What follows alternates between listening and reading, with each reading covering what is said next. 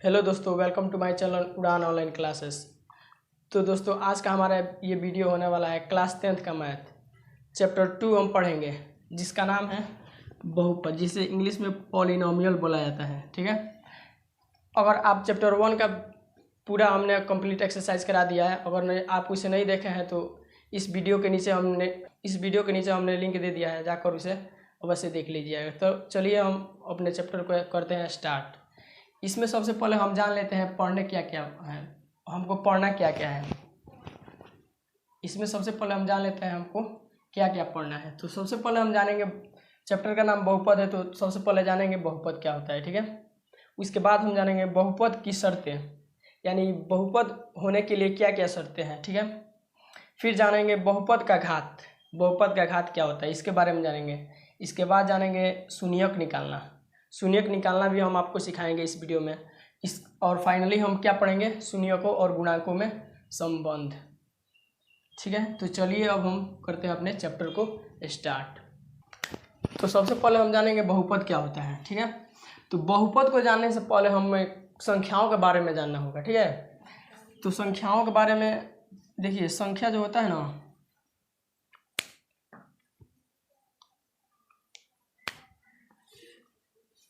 तो चलिए हम देखते हैं बहुपद क्या होता है। बहुपद को जानने से पहले हमें संख्याओं के बारे में जानना होगा। किसके बारे में?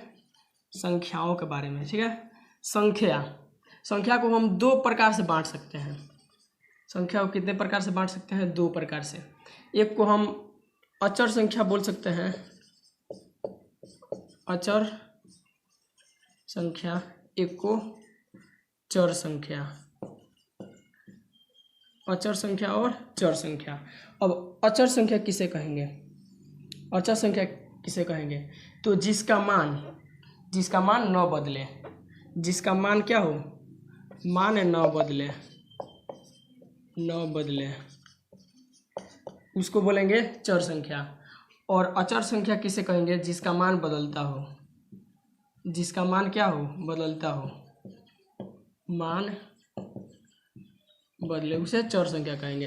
अब आप कहेंगे कि वह कौन सा संख्या है जिसका मान नहीं बदलता है? तो वो होता है 1 2 3 4 ऐसे इनफाइनाइट, यानी अनंत तक। ठीक है, यानी कि गिनती की संख्या जितना भी है ना, उसका मान कभी नहीं बदलता है। मान लीजिए कि 4 है। ठीक है, यहाँ पे 4 हम लिखे हैं, तो आज इसको 4 बोल रहे हैं। ऐसा नहीं ना है कि कल इसको हम 8 बोलेंगे या 10 बोलेंगे, तो ऐसा नहीं होता है। इसलिए हम बोलते हैं इसका मान नहीं बदलता है। अचर संख्या में क्या होगा?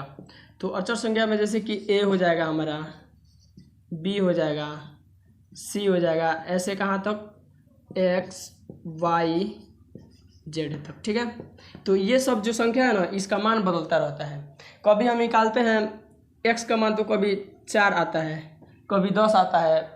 वैसे क्वेश्चन आप लोगों ने पढ़ा होगा जरूर कि माना कि सीता की उम्र बराबर x माने हैं, तो उसका कुछ और निकल के आता है। फिर अगले क्वेश्चन में मान लीजिए किसी प्रकार से मान लेते हैं, तो वहाँ पर x y का मान दूसरा कुछ आता है। यानी कि इन सभी का मान बदलता रहता है और इसका मान नहीं बदलता है। तो अचर संख्या का मान नहीं बदलता है और चर संख्या का मान बदलता है। अब देखिए यहाँ से चर संख्या, अचर संख्या और चर संख्या, अचर और चर को मिलाएंगे, अचर प्लस चर संख्या को, तब हमारा जो बनेगा वो बहुपद बनेगा। यही हमारा बहुपद होगा। ठीक है, अचर और चर को मिक्स करेंगे तो हमारा बहुपद तैयार होता है। जैसे कि 1 है यहाँ पे, जैसे कि 2 ले लेते हैं, यहाँ से 2 और x ले लिए, तो ये हमारा बहुपद बन गया। ठीक है, जैसे कि 4 ले लेते हैं और y ले लेते हैं, ये भी हमारा बहुपद बना। जैसे कि x यहाँ पे 3 ले लेते हैं और x ले लेते हैं, ये भी हमारा बहुपद है। ठीक है, इसको हम जोड़ के भी लिख सकते हैं, जैसे कि 2x प्लस 3x, ऐसे भी ये भी हमारा क्या हुआ, बहुपद हुआ। इसको हम घात में भी लिख सकते हैं, जैसे कि x² प्लस 2, इस प्रकार से भी हमारा क्या हुआ, ये बहुपद हुआ। कि यहाँ पे बहुपद को हम बांटते हैं। चलिए अब बहुपद को हम बांट कर देखते हैं। बहुपद को हम दो तरह से बांट सकते हैं। बहुपद को दो तरह से बांटा जा सकता है। एक घात के आधार पर, घात के आधार पर, एक पद के आधार पर, पद के आधार पर, घात के आधार पर और पद के आधार पर। घात के आधार पर किस प्रकार से बांटेंगे, तो जिसमें एक घात हो उसे एक घाती बहुपद कहते हैं। एक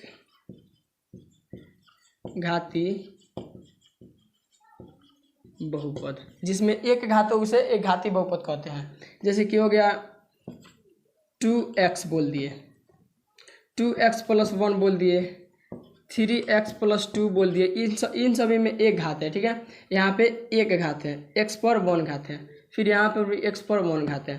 कैसे, जब x का घात करेंगे ना तो कितना आएगा, x ही आएगा, तो इस पर नहीं दिखाई देता है। इन सभी पर एक का घात है, ठीक है।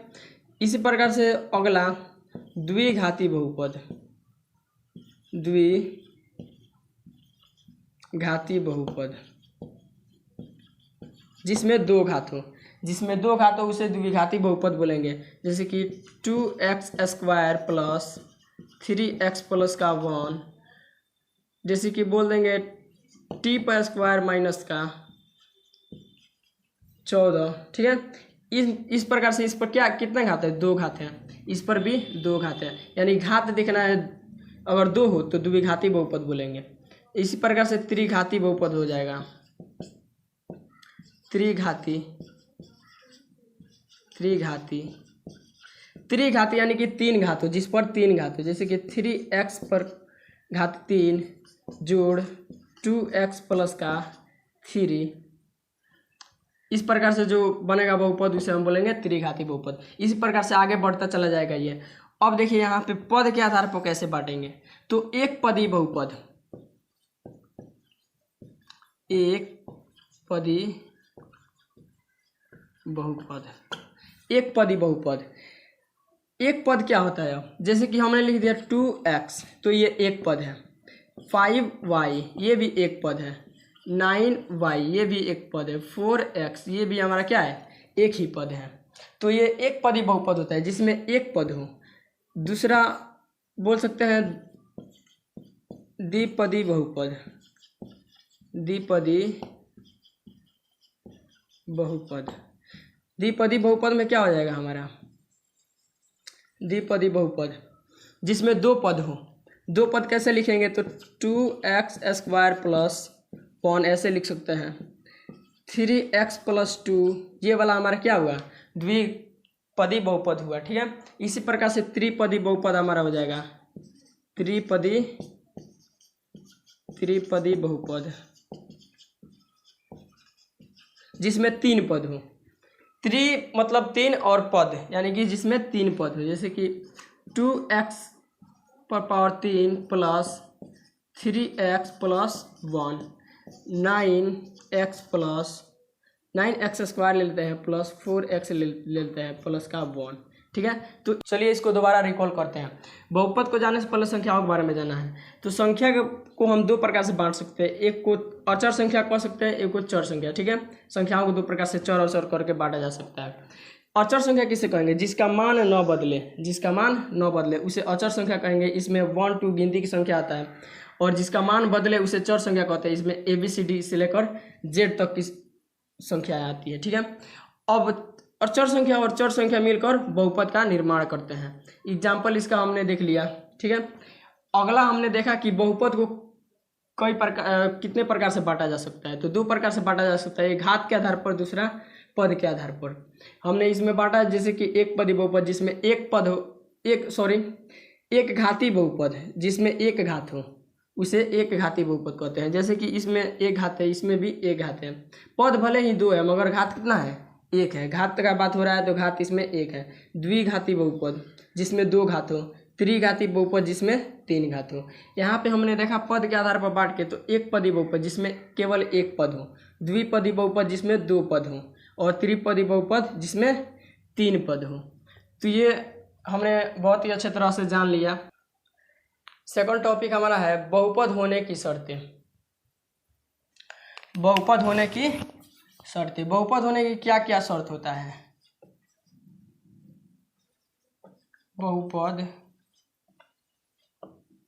होने की शर्तें, यानी बहुपद होने का क्या क्या शर्त हो सकता है। तो देखिए यहाँ पे चर संख्या का मान क्या लिखेंगे, चर संख्या का मान, सॉरी चर संख्या का घात, चर संख्या का घात नहीं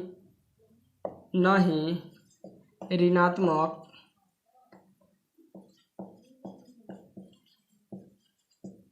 तथा नहीं भिन्नात्मक होना चाहिए, भिन्नात्मक होना चाहिए। अब चर संख्या किसे कहते हैं, तो हमने बता दिया है पीछे की चर संख्या उसे कहते हैं जिसका मान बदलता रहे, यानी ABCD वाला संख्या, उसका घात अगर, उसका घात, यहाँ पे घात छूट गया है, उसका घात अगर क्या हो, ऋणात्मक हो या भिन्नात्मक हो, तो हम बोलेंगे इस कंडीशन में हमारा बहुपद नहीं है। जैसे कि एग्जाम्पल इसका कर लेते हैं, जैसे कि हमने लिख दिया 2x² प्लस 2x पर क्यू प्लस 3x पर माइनस का 2 प्लस का 4x प्लस का 2। तो ये आप बताइए क्या ये बहुपद है, क्या ये हमने लिखा है ये बहुपद है कि नहीं। तो हम क्या देखेंगे, इसका चर संख्या का घात देखेंगे। चर संख्या कौन है, तो x यहाँ पे है, फिर यहाँ पे x है, फिर यहाँ पर इसका घात देखेंगे, इस पर 3 है, यानी कि ऋणात्मक भी नहीं है और भिन्नात्मक भी नहीं है। ठीक है, तो आगे बढ़ेंगे, आगे x पर पावर माइनस का 2 दिया है, x पर का कितना दिया है, माइनस का 2, यानी कि माइनस में है, यानी ऋणात्मक है। ठीक है, तो बोलेंगे ये बहुपद नहीं है। जैसे कि एक और लिख लेते हैं 3x power square 3x power 4 plus 9x power 1 divided by 2 plus 3x plus का 1। ठीक है, तो ये बताइए कि ये बहुपद है कि नहीं है। तो इस पर देखिए यहाँ पे x पावर 4 है, यानी कि ना ही भिन्नात्मक है और ना ही ऋणात्मक है, यहाँ पे बट्टे में यानी भिन्न के रूप में दे दिया है चर संख्या का मान, तो ये बोलेंगे हमारा बहुपद नहीं है। बहुपद कब होगा, जब हम क्या हो, चर संख्या का मान ना ही ऋणात्मक हो और ना ही भिन्नात्मक हो, उस कंडीशन में हम बोलेंगे बहुपद होता है। और ये सब कंडीशन आएगा तो हम बोलेंगे बहुपद नहीं होता है। तो ये हम जान लिए कि बहुपद होने की शर्त क्या क्या है। तो चर संख्या का मान ना ही ऋणात्मक होना चाहिए और ना ही भिन्नात्मक। अब हम देखेंगे बहुपद का घात क्या होता है। अगला टॉपिक हमारा है बहुपद का घात।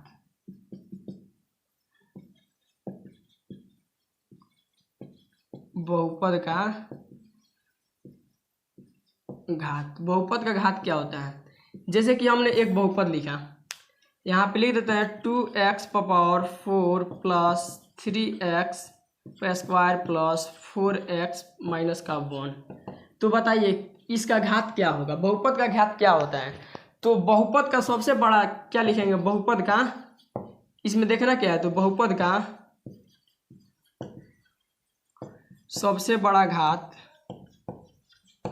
सबसे बड़ा घात ही बहुपद का घात होता है।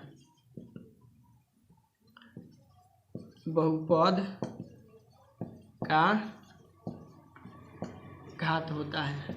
क्या बोले कि बहुपद का सबसे बड़ा घात ही बहुपद का घात होता है। तो इसमें घात कहाँ पर है, एक यहाँ पर है, एक यहाँ पर है, इस पर भी घात है तो एक है। ठीक है, तो यहाँ पे 4 घात है, यहाँ पे 2 घात है, तो इसमें देखना है बड़ा वाला कौन है। तो बड़ा वाला 4 है, तो इसका अगर बोला जाए कि इस बहुपद का घात बताइए कितना है, तो बोलेंगे 4 है। ठीक है, जैसे कि एक और बहुपद हम लिख देते हैं यहाँ पे 2x पर पावर स्क्वायर प्लस 9x पर पावर 9 हो गया प्लस 4x माइनस का 1।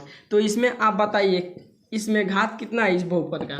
तो आप बोलेंगे कि आपने तो बताया था कि चर संख्या पर देखना है, घात देखना है, बड़ा वाला घात क्या देखना है, यहाँ पे सबसे बड़ा वाला घात, बहुपद में सबसे बड़ा वाला घात देखना है। तो यहाँ पे घात 2 है, यहाँ पे 9 है, यहाँ पे 1 है, तो 9 सबसे बड़ा वाला घात है, तो इसका 9 होगा हमारा आंसर।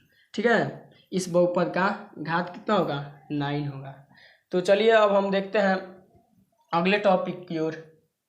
अब हम सीखेंगे किसी भी बहुपद का शून्य कैसे निकाला जाता है। ठीक है, तो बहुपद का शून्य कैसे निकालते हैं, ये हमारा टॉपिक है। जैसे कि एक हम बहुपद ले लेते हैं एक्स स्क्वायर माइनस का 3x प्लस का 2, ये हम बहुपद को एक ले लिए। ठीक है, अब इसका हम शून्य निकालना सीखेंगे। इसका दो मेथड होता है। एक वाला ये जो हम अभी करने जा रहे हैं, एक होता है फॉर्मूला। तो फॉर्मूला वाला बाद में देखेंगे, पहले ये वाला देख लेते हैं। तो सबसे पहले इसमें क्या किया जाता है, सबसे पहले आप एक्स वाई को भूल जाइए। ठीक है, जितना भी एक्स इसमें दिख रहा है ना, एक्स को भूल जाइए। और देखिए यहाँ पे क्या है, इसमें एक्स के साथ गुणा में क्या है, तो यहाँ पे कुछ भी नहीं है, तो एक है इसके साथ गुणा में। हर एक संख्या के साथ गुणा में एक होता है। तो हम क्या करेंगे, यहाँ पे एक है और यहाँ पे 3 है, यानी कि फर्स्ट वाला और लास्ट वाला को आपस में मल्टीप्लाई कर देंगे, यानी गुणा करेंगे।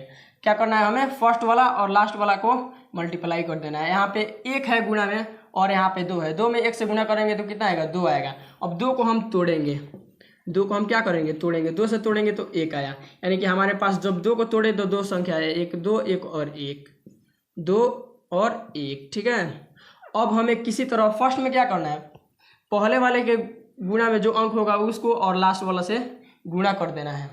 उसके बाद उसको जो प्राप्त होगा गुणा करने के बाद उसको तोड़ना है। तोड़ने के बाद हमें मिला 2 और 1 मिला। अब 2 और 1 को किसी प्रकार से जोड़ के या घटा के हमें कितना ला देना है, तो -3 ला देना है। कितना, -3। अगर चलिए अब इसको सॉल्व करते हैं। अगर यहाँ पे प्लस रखते हैं, यहाँ पे प्लस रखते हैं तो जुड़ेगा तो कितना आएगा, 2 1 3 आएगा। तो यहाँ पे 3 आ रहा है, मगर हमें लाना कितना है, तो -3।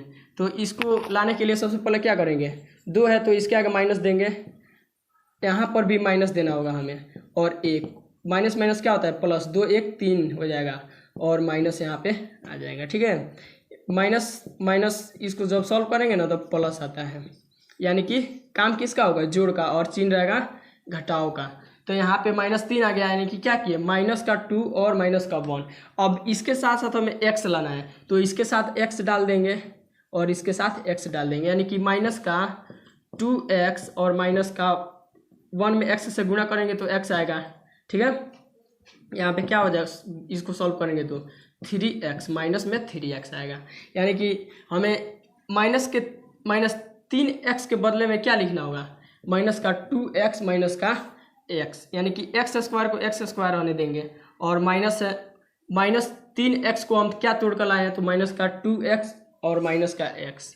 तो लिखेंगे -2x और -x। अब भी ये क्या हुआ है, और प्लस का रुक जाइए, अभी हम समझाते हैं। और प्लस का कितना है, 2 = 0।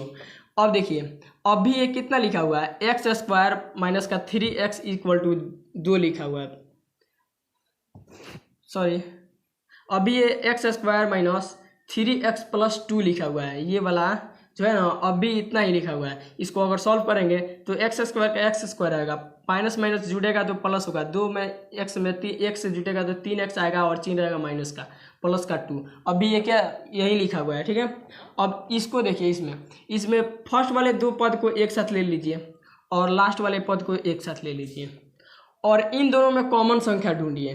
ठीक है, कॉमन ढूंढना है, दोनों में कॉमन क्या है। कॉमन कब होता है, जब दोनों में रहे, दोनों में एक ही संख्या रहे, तो अब हम इसे कॉमन बाहर निकाल देते हैं। ठीक है, तो इसमें भी x दिख रहा है, इसमें भी x दिख रहा है। ठीक है, तो यहाँ से एक x बाहर आएगा, तो यहाँ से x बचेगा माइनस का, यहाँ से x बाहर चला गया तो 2 बचेगा। अब यहाँ पे आप बोलेंगे कि यहाँ एक x दिख रहा है तो एक x बाहर हो गया तो 1 ना बचना चाहिए, तो नहीं, ऐसा बात नहीं है। यहाँ पे स्क्वायर है, स्क्वायर का मतलब क्या होता है, 2 पीस x गुणा में। ठीक है, तो यहाँ से 1 पीस x बाहर निकला तो कितना पीस बचा, 1 पीस अंदर बचा, और माइनस और 2 का 2x बाहर निकल गया है। अब देखिए, यहाँ पे अक्सर भाई लोग कन्फ्यूजन में फंस जाते हैं कि अब यहाँ पे हम कौन सा चिन्ह कॉमन ले। यहाँ पे कॉमन इन दोनों में क्या दिख रहा है, तो कुछ भी कॉमन नहीं दिख रहा है। तो हम बताए हैं आपको कि हर एक संख्या के गुणा में क्या होता है, 1 होता है, तो 1 तो कॉमन लेंगे, मगर इसके साथ चिन्ह कौन कॉमन आएगा। तो यहाँ पे इसके लिए हमें इस ब्रैकेट में देखना होगा, यहाँ पे चिन्ह क्या है, माइनस में है, चिन्ह माइनस में है, और यहाँ पे देखना होगा इन दोनों के बीच में कौन सा चिन्ह है, तो प्लस में है। ठीक है, अगर चिन्ह विपरीत रहे, पहले लिख देते हैं समान रहे। अगर चिन्ह समान रहे, समान का मतलब यहाँ पे अगर माइनस है तो यहाँ पे भी माइनस रहे तब, तो हम लेंगे सीधा क्या लेते हैं, प्लस कॉमन लेते हैं। ठीक है, यहाँ पे अगर माइनस हो यहाँ पर भी माइनस हो तो प्लस कॉमन लेंगे, अगर यहाँ पे भी प्लस हो यहाँ पे भी प्लस हो तो भी प्लस हम कॉमन लेंगे। अगर विपरीत चिन्ह हो, विपरीत यानी कि अपोजिट, उल्टा, विपरीत चिन्ह हो तो माइनस कॉमन लिया जाता है। ठीक है, यहाँ पे अगर प्लस है तो यहाँ पे माइनस है, तो यानी कि अपोजिट है एक दूसरे का, तो यहाँ पे माइनस इसके आगे कॉमन लेंगे। ठीक है, माइनस का 1 कॉमन लेंगे, तो यहाँ से माइनस बाहर निकल गया, यहाँ से 1 निकल गया, बचा x। ठीक है, और यहाँ से प्लस माइनस माइनस हो जाएगा, और यहाँ से 2 से 1 बाहर निकला तो 2 अभी बचेगा। ठीक है, गुणा के रूप में है, यहाँ पे क्या लिखेंगे, इज इक्वल टू 0। अब देखिए, अब कैसे बोल सकते हैं कि ये हमारा जो बहुपद है इसको हम यहाँ तक सही सॉल्व किए हैं, तो इसका एक पहचान होता है। ठीक है, अगर ब्रैकेट में एक संख्या आ जाए, ब्रैकेट में एक जैसा आ जाए, तो हम बोलेंगे हमने बहुपद को अच्छे से सॉल्व किया यहाँ तक। ठीक है, तो यहाँ पे देख रहे होंगे आप x-2, फिर यहाँ पे x-2 आ गया, यानी कि बहुपद का जो ब्रैकेट में यहाँ पे आया है ना, वो दोनों एक समान है, तो बोलेंगे सही किया है हमने यहाँ तक। अब देखिए, एक वाला ये पद हो गया और एक ये पद हो गया, इन दोनों में क्या कॉमन दिख रहा है, तो आप बोलेंगे x-2 इसमें भी है और x-2 इसमें भी है, तो इन दोनों में से x-2 कॉमन ले लेते हैं। बच क्या गया, x बचा और माइनस का 1 बचा, इसको यहाँ पे लिख देते हैं x-1 इज इक्वल टू 0। ठीक है, अब देखिए, एक ये पद है और एक ये पद है, इन दोनों गुणा के रूप में। ठीक है, इसको गुणा करने के बाद 0 आ रहा है। ठीक है, यहाँ से बहुत से भाइयों को समझ में नहीं आता है कि जब यहाँ पे इसको और इसको गुणा करें तो 0 कैसे आ रहा है। ठीक है, तो चलिए आपको हम समझाते हैं। जैसे कि a और b लिखा है, ठीक है, और इसको बराबर करके हम 0 दे देते हैं, तो ये कभी संभव है कि 0 के बराबर आएगा, नहीं संभव है। जैसे कि 3 और गुणा में 5 लिख देते हैं और यहाँ पे बोलेंगे कि 0 आ गया, तो ये कभी संभव नहीं है। 0 होने के लिए, बराबर के इधर 0 होने के लिए इन दोनों संख्याओं में से कोई एक संख्या का 0 होना आवश्यक है, तभी ये बराबर कितना आएगा, 0। जैसे कि a में 0 से गुणा करेंगे तो 0 आएगा हमारा, 3 गुणा अगर 5 को हम 0 मान लेते हैं तो यहाँ पे 0 आएगा। ठीक है, यानी कि दो संख्याओं में से कोई एक संख्या 0 होना चाहिए। ठीक है, इसलिए अब हम क्या करेंगे, अब लिखेंगे यदि x-2 इज इक्वल टू 0 हो तब कैसा होता है आंसर, और यहाँ पे लिखेंगे x-1 इज इक्वल टू 0 हो तब कैसा आंसर आएगा। ठीक है, तो यहाँ से x-2 इज इक्वल टू 0 और x बराबर, इसको माइनस में बराबर को उधर भेजेंगे तो प्लस में हो जाएगा, यानी x का मान कितना निकल के आया, 2। अब देखिए यहाँ पे अगर हम इसको x-1 इज इक्वल टू 0 करते हैं तो x बराबर कितना निकल के आएगा, ये प्लस में उधर जाएगा तो माइनस में, उधर जाएगा तो प्लस में, यानी कि 1 हो जाएगा। यानी कि इस बहुपद का 2 शून्य निकला, एक कौन, 2,1, ये 2 शून्य निकला। अब देखिए, इसको हम क्या करते हैं, अगले मेथड से सॉल्व करते हैं।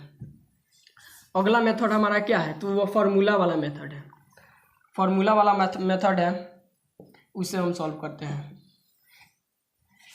फार्मूला क्या होता है, x is equal to minus का b plus minus root under b का होल स्क्वायर माइनस का 4ac, ठीक है, डिवाइडेड बाई 2a। ठीक है, तो यहाँ पे देखिए, इसी बहुपद को यहाँ पे सॉल्व करते हैं। अब हमें x इक्वल टू क्या लिखेंगे, यहाँ पे हमें चाहिए b, तो b क्या होता है और a क्या होता है, c क्या होता है। तो सबसे पहले x स्क्वायर के साथ गुणांक में जो होता है उसे a हम बोलते हैं। ठीक है, और x के साथ जो गुणांक में होता है उसे हम बोलते हैं b, और लास्ट में जो होता है x 0 का x पावर 0 के गुणांक में जो होता है उसको बोलते हैं हम c। ठीक है, यानी कि ये द्विघात बहुपद के लिए है। यहाँ पे देखिए, अब यहाँ पे हमारा b कौन है, तो b -3 है, यहाँ पे माइनस है फॉर्मूला में, और -3 हमारा -3 आया है। फिर प्लस माइनस लिखेंगे, plus minus root under b का स्क्वायर, यानी कि -3 का स्क्वायर माइनस 3 का स्क्वायर, फिर माइनस है 4 है गुणा एक कितना है, तो एक कितना है हमारा 1 है, यहाँ पे एक कुछ भी नहीं है तो 1 लिखेंगे, ठीक है। और यहाँ पे c कितना है हमारा, तो c का मान 2 है, c का मान 2 है, गुणा में क्या लिखेंगे 2। अब इसको जब सॉल्व करेंगे डिवाइडेड बाई 2 गुणा a का मान कितना है, तो यहाँ पे 1 है, 1 लिखेंगे। इसको जब सॉल्व करेंगे तो माइनस माइनस का प्लस हो जाएगा, यहाँ से 3 बचेगा, प्लस माइनस होगा रूट अंडर -3 का स्क्वायर करेंगे तो 9 आएगा, और यहाँ से माइनस 4 में 2 से गुना करेंगे तो 8 आएगा, डिवाइडेड बाई 2 में 1 से तो 2 आएगा। इसको जब आगे सॉल्व करेंगे तो कितना आएगा 3 आएगा यहाँ से, और प्लस माइनस आएगा, फिर 9 में से 8 जाएगा तो 1 बचेगा, 1 का रूट करेंगे तो 1 ही आएगा, डिवाइडेड बाई 2, ठीक है। x बराबर कितना निकल के आया, इतना। अब देखिए अब हम क्या करेंगे, यहाँ पे 3 + -1 डिवाइडेड बाई 2 आया है, तो एक बार लिखेंगे हम x बराबर एक बार प्लस लेंगे एक बार माइनस, तो 3 + 1 डिवाइडेड बाई 2 ले लेते हैं, और एक बार हम ले लेते हैं x = 3 - 1 डिवाइडेड बाई 2, ठीक है। एक बार माइनस ले लिए एक बार प्लस ले लिए। अब x बराबर यहाँ से क्या हो जाएगा 3 1 4 हो जाएगा, डिवाइडेड बाई 2। यहाँ पे x बराबर क्या हो जाएगा 3 में से 1 जाएगा तो 2 आएगा, डिवाइडेड बाई 2। इसको सॉल्व करेंगे तो 2 बार में कट जाएगा, x बराबर 2 निकल के आया। और इसको सॉल्व करेंगे तो x बराबर 1 2 2 कटेगा तो 1 आएगा, यानी कि x का मान कितना आ गया 2 और 1, यानी कि 2, 1 शून्यक निकल के आया। यहाँ पे भी हमारा 2, 1 निकल के आया था, यानी कि ये मेथड से आप सॉल्व करिए या ये मेथड से, आंसर एक ही आएगा, बहुपद का एक ही शून्यक आएगा। तो आशा करता हूँ कि शून्यक निकालना आप अच्छे तरह से समझ गए होंगे। तो चलिए अब हम देखते हैं शून्यकों और गुणांकों में संबंध।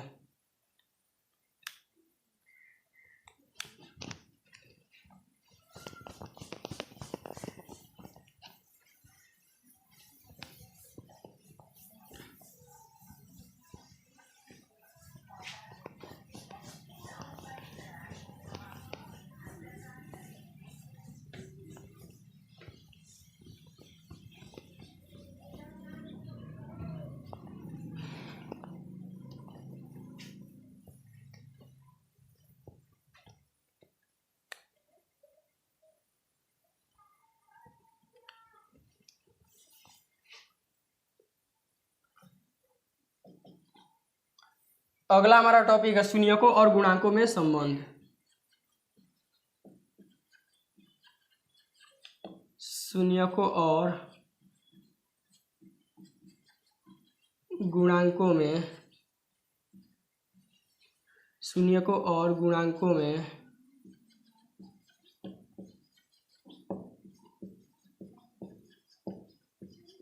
संबंध, ठीक है। शून्यकों और गुणांकों में संबंध देखेंगे। शून्यक तो हम जान चुके हैं, हमने देखा था कि एक बहुपद लिया था, एक कौन सा बहुपद लिया था, x² माइनस का 3x प्लस का 2 = 0। इसका शून्यक आया था कितना, एक आया था 2, x बराबर 2 और एक आया था 1, ठीक है। इस प्रकार से आया था हमारा शून्यक इस बहुपद का। तो इस वाले बहुपद को हम x मान लेते हैं, इसको क्या मान लेते हैं x मान लेते हैं, सॉरी इसको हम अल्फा मान लेते हैं, ठीक है। और इस वाले शून्य को हम बीटा मान लेते हैं, इस वाले को अल्फा और इस वाले को बीटा मान लेते हैं। मानने में क्या आता है, मान लेते हैं इसको अल्फा और बीटा। अब आगे देखिए क्या करना है इसमें। अब एक यहाँ से फॉर्मूला बनता है, यानी संबंध उन दोनों में होता है अल्फा और प्लस बीटा, यानी कि शून्यकों को दोनों को जोड़ेंगे तो क्या आएगा, तो माइनस का b/a आता है, ठीक है, माइनस का b/a। और a और b बता दिए क्या होता है, यहाँ पे x² के साथ गुणांक में a और x के साथ गुणांक में होता है वो b होता है, और यहाँ पे c होता है, बता दिए ये वाला। यानी कि जब हम किसी बहुपद का दो शून्यकों को अगर जोड़ेंगे ना तो माइनस का b/a के बराबर होगा, ठीक है। यानी कि अगर कोई बहुपद दे दिया जाए, आपको कोई बहुपद दे दिया जाए और बोला जाए कि इसके शून्यकों का योग निकालिए। तो आप क्या करेंगे, बिना सॉल्व किए ही आप क्या कर सकते हैं, उसके शून्यकों का योग निकाल सकते हैं। कैसे, तो देखिए कैसे। Alpha plus beta equal to minus का बी बाई ए होता है, यानी कि शून्यकों का योग alpha plus beta equal to minus B, minus कितना है, माइनस बी का मान कितना है -3, माइनस माइनस क्या होगा +3 डिवाइडेड बाई बी, और एक कितना है 1 है, तो 1 आएगा। ठीक है, और alpha plus beta is equal to 1 से 3 में भाग देंगे तो 3 आएगा, यानी कि जब इस बहुपद के शून्यकों को जोड़ेंगे ना तो 3 हमारा आंसर आएगा। और इस बहुपद का शून्य क्या है, एक है हमारा 2 और एक है 1, यानी 2 और 3 को 1 को जोड़ेंगे तो 3 आएगा। तो ये हमने देख लिया कि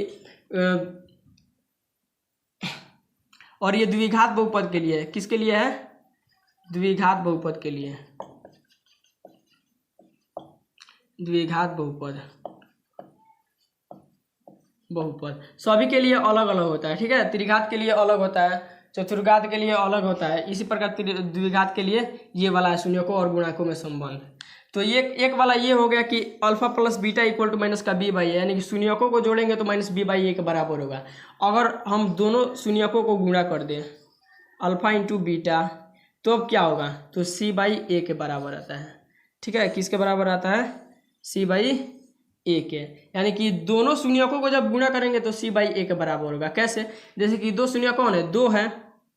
अब देखिए इस बहुपद का हमने बोल दिया कि अल्फा इंटू बीटा निकालिए, यानी शून्यकों का गुणनफल निकालिए। तो आप क्या करेंगे, फटाफट क्या करेंगे, अल्फा इंटू बीटा लिखेंगे इज इक्वल टू सी कितना है, सी 2 है, डिवाइडेड बाई ए कितना है 1 है, यानी कि अल्फा इंटू बीटा यानी शून्यकों का गुणनफल कितना हुआ, 2 में 1 से भाग देंगे कितना आएगा 2, कितना आएगा 2, यानी कि दोनों शून्यकों को जब हम गुणा करेंगे तो 2 आंसर आएगा। एक शून्य कितना है 2 है और एक 1 है, इन दोनों गुणा करेंगे तो हमारा कितना आएगा 2 ही आ रहा है। यानी कि किसी बहुपद का द्विघात बहुपद दिया जाए और बोला जाए आपको कि इस बहुपद के शून्यकों का योग और गुणनफल निकालिए, तो आप क्या करेंगे, बिना सॉल्व किए ये वाला formula alpha plus beta equal to minus का बी बाई ए और alpha into beta equal to c by a लगाकर निकाल सकते हैं। ठीक है, तो द्विघात बहुपद के लिए शून्यकों और गुणांकों में संबंध क्या हुआ, alpha plus beta equal to minus b by a और alpha into beta equal to c by a, ये वाला आपको ध्यान में रखना होगा। ठीक है, अब देखते हैं हम त्रिघात बहुपद के लिए, द्विघात बहुपद के लिए था और त्रिघात बहुपद के लिए देखते हैं। त्रिघात बहुपद, त्रिघात बहुपद के लिए, त्रिघात बहुपद के लिए अब देखते हैं हम शून्यकों और गुणांकों में क्या संबंध होता है। तो इसमें जब हम एक बात बताना भूल गए हैं कि अगर किसी बहुपद का घात अगर 3 हो, किसी बहुपद का घात अगर 3 हो तो उसका शून्यक भी 3 निकलेगा। अगर किसी बहुपद का घात 4 हो तो उसका शून्यक भी 4 निकलता है। अगर 10 पदी बहुपद हो ना तो उसका अगर 10 घाती बहुपद हो ना तो उसका क्या होगा 10 ही शून्यक निकलेगा। 3 अगर त्रिघाती बहुपद का बात करें ना तो 3 घात होता है उसमें, तो 3 उसका शून्यक निकलता है। द्विघाती बहुपद में 2 से अधिक शून्यक नहीं हो सकता। ठीक है, तो त्रिघाती में 3 शून्यक होता है। एक को मान लेते हैं alpha plus beta plus gamma. ठीक है, इज इक्वल टू ये भी माइनस का बी बाई ए होता है, बी बाई ए होता है। अगर हम इन दोनों को एक साथ ले लें अल्फा इंटू बीटा, ठीक है, प्लस कर दें और बीटा और गामा को एक साथ ले लें, बीटा और गामा को एक साथ ले लें प्लस अल्फा और गामा को एक साथ ले लें, गामा प्लस अल्फा को एक साथ ले लें, तो ये होता है हमारा सी बाई ए के बराबर। ठीक है, ये होता है त्रिघात बहुपद में गुणांकों और शून्यकों के बीच का संबंध। Alpha beta plus beta gamma plus gamma alpha equal to c by a. अगर हम तीनों को गुणा कर दे तब क्या होगा, अल्फा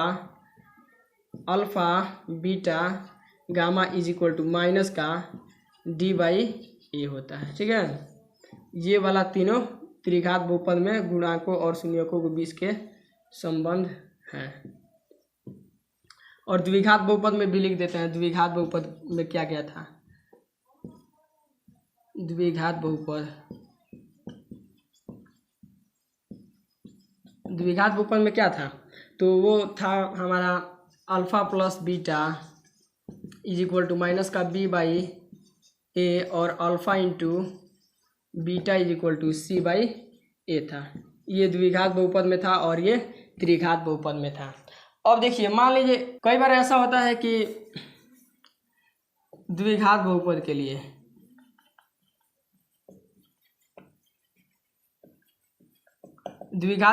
लिए अगर शून्यक दे दिया है, मान लीजिए 2,1, तो हम क्या करेंगे, इससे हमें क्या करना है, बहुपद को निकालना है। तो इसके लिए हम इस वाले फॉर्मूले को लगाएंगे, x square minus alpha plus beta x plus का अल्फ़ा बीटा, ठीक है, इज इक्वल टू 0। देखिए कैसे, तो एक्स स्क्वायर का एक्स स्क्वायर होगा माइनस अल्फ़ा प्लस बीटा यानी शून्यकों का योग पूछ रहा है, तो दोनों को जोड़ेंगे 2 1 कितना होगा 3, 3 में एक्स से गुना करेंगे तो 3x आएगा और प्लस का प्लस और यहाँ से अल्फ़ा इंटू बीटा कितना है, यानी दोनों गुना करेंगे शून्यकों को तो 2 आएगा, यहाँ से तो 2 आया इज इक्वल टू 0। यही वाला हमारा बहुपद था जिसका शून्यक हम निकाले थे 2,1, ठीक है। तो ये द्विघात बहुपद के लिए हो गया। अब हम त्रिघात बहुपद के लिए देख लेते हैं। त्रिघात बहुपद के लिए क्या होगा, तो इसका होता है एक्स पर cube minus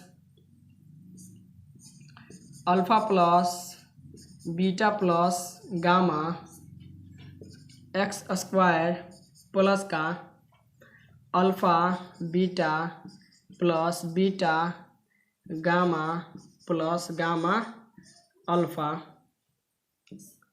alpha x minus का हो जाएगा अल्फ़ा बीटा इंटू गामा, ठीक है। तो इससे अब अगर त्रिघात बहुपद का शून्यक दे दिया है तो इससे आप क्या कर सकते हैं, उसका बहुपद निकाल सकते हैं।